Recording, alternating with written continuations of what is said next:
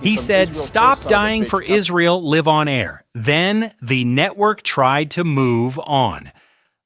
One man resigned, one man exploded on live television, and for one brief moment, the mask came off. What happened in that studio was not a debate. It was a collision between the story that power needed people to believe and the story that two men, one a decorated soldier, one a Turkish-born American who had spent 20 years being told to shut up, refused to stop telling. Pay close attention, because this is the part no network replayed in full. It started with a resignation letter, not a leak, not a whisper campaign. A formal, on-the-record resignation from one of the highest counterterrorism positions in the United States government. Joe Kent, Green Beret, 11 combat tours, Gold Star husband, a man who had given more to this country than most people in Washington will ever be asked to give. He did not send his letter quietly. He sent it knowing exactly what it would cost him, and in it he wrote the words that the entire machinery of the war narrative had spent weeks trying to prevent anyone with his credentials from saying out loud. Iran posed no imminent threat to our nation.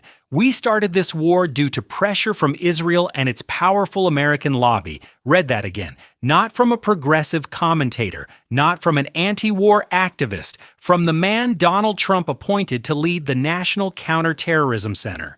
From a soldier who had bled in 11 wars, from someone who had every reason to stay silent and chose, at enormous personal cost, not to. The response from the war machine was immediate. Ben Shapiro called it conspiracy trash. Lindsey Graham suggested he should be investigated for espionage. Mark Levin went further. The same voices that had cheered Joe Kent's appointment, that had praised his record, that had held him up as proof that Trump was surrounding himself with serious national security professionals, turned on him within hours, not because his facts were wrong, because his facts were dangerous. And then Donald Trump himself, the man who had appointed Joe Kent to one of the most sensitive positions in the American government, looked into a camera and said that Joe Kent was not a smart person and had always been weak on security. Think about what that means. Not in political terms, in human terms. A man who spent 20 years in uniform, who lost his wife to war, who carried the weight of 11 combat deployments in his body and his memory, was called weak on security by the man who had just trusted him with the nation's counterterrorism apparatus. Because he told the truth. Because he looked at what was happening and said, in writing, with his name attached, "This war was not started for the reasons you were told. That is not how innocent institutions handle dissent. That is how frightened ones do. Now go to the studio. Go to the moment that every highlight reel clipped and every network framed as Cenk Uygur losing control. Because that framing is the story. That framing is exactly what the people who needed that moment buried were counting on. Cenk Uygur had been sitting at that panel for over an hour. He had watched talking point after talking point land unchallenged. He had watched Ben Ferguson describe the deaths of 13 American soldiers as something close to a minor inconvenience in the larger calculus of strategic success. He had watched the panel dance around the one number that made the entire conversation make sense: $337 million. That is what the Adelson family, the most prominent pro-Israel donors in American political history, gave to Donald Trump. $337 million, not a lobbying fee, not a policy consultation, a direct financial transfer to the man now ordering American soldiers into a war that 82% of the American public never wanted. When Cenk said that number out loud, Piers Morgan called it a tiny amount of money.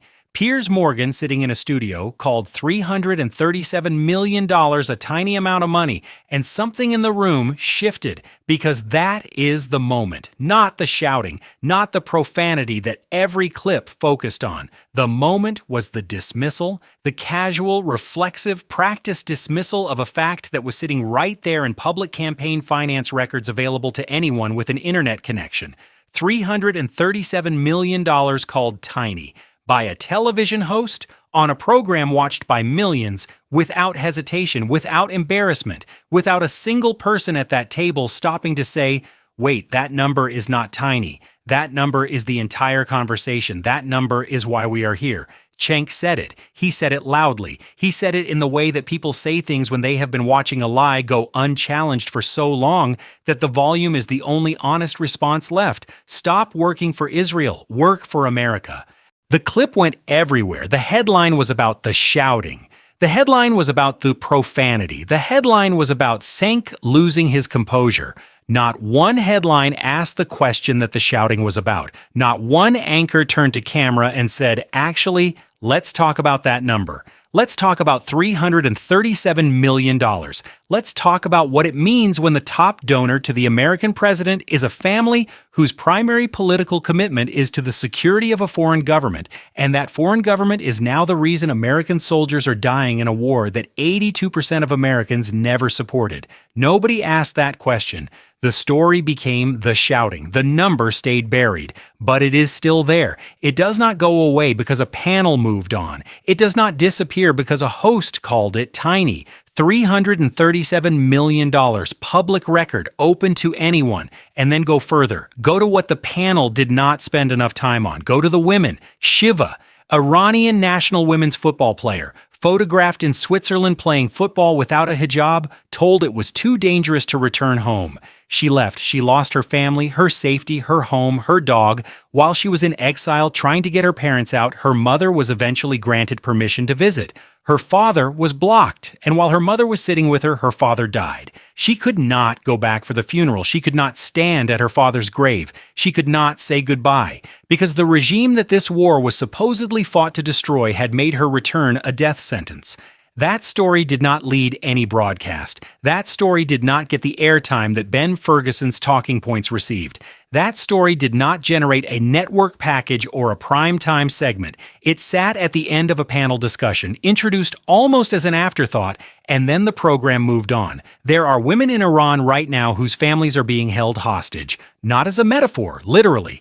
The Iranian football players who refused to sing the national anthem in Australia, who stood without hijabs and let the cameras see the freedom in their faces, went home. Not because they wanted to, because the regime had their mothers, because the alternative to silence was their families paying the price for their courage.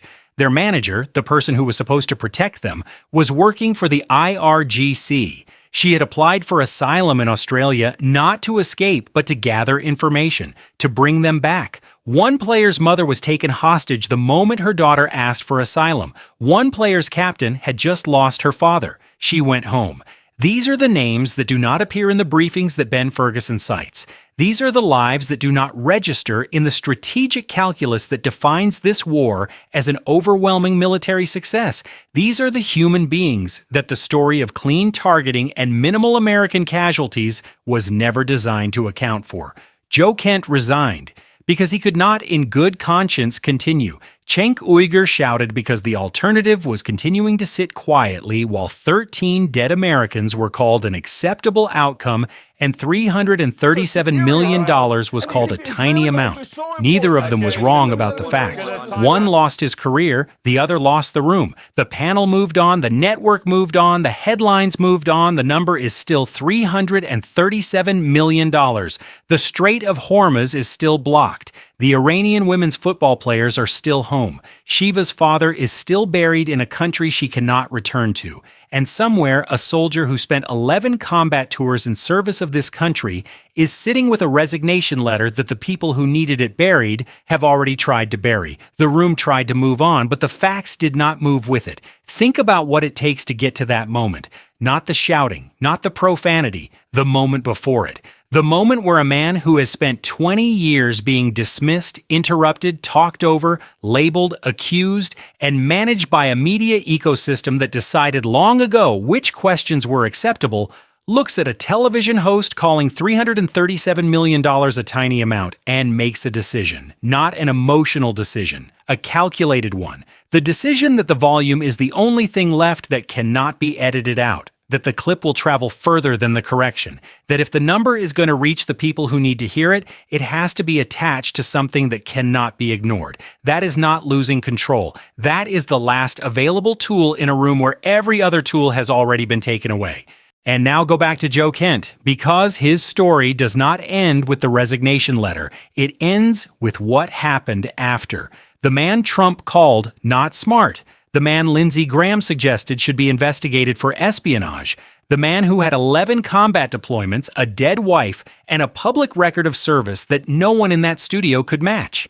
He did not disappear. He did not retract. He did not issue a clarification designed to walk back the words that had cost him everything. He stayed with what he said. Iran posed no imminent threat. The war started because of pressure from Israel and its powerful American lobby. Those words are still on the record. They have not been answered, not by the White House, not by the Pentagon, not by the senators who called him a traitor, not by the television hosts who moved the conversation along before the implications could land.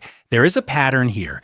It is not subtle. When someone with unimpeachable credentials says something the system needs buried, the system does not answer the substance. It attacks the person. It calls them weak. It calls them not smart. It calls them conspiracy trash. It suggests espionage. It clips the shouting and buries the number. It moves on before the room can sit with what was just said. That pattern is itself an answer, not the answer anyone wants to give on camera, but an answer nonetheless. The number is still $337 million. The Strait of Hormuz is still blocked. The Iranian women's football players are still home. Shiva's father is still buried in a country she cannot return to.